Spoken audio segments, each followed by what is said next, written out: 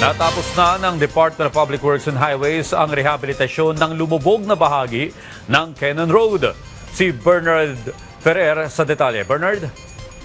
Yes, Audrey, good news. Natapos na ng DPWH Cordillera Administrative Region sa pamamagitan ng Baguio City District Engineering Office ang rehabilitasyon ng lumubog na bahagi ng kalsada sa Cannon Road.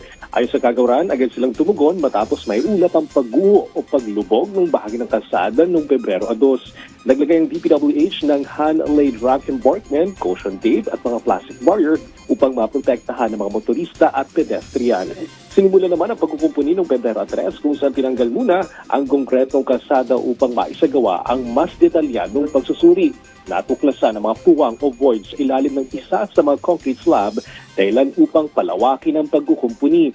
Kasama sa rehabilitasyon ang reblocking ng apektadong lane, paglalagay ng reinforcing bars at pagbuhos ng bagong kongreto hanggang sa tuluyang maging matatag muli ang kalsada.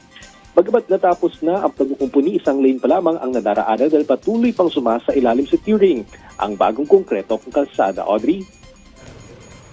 Maraming salamat, Bernard Ferrer.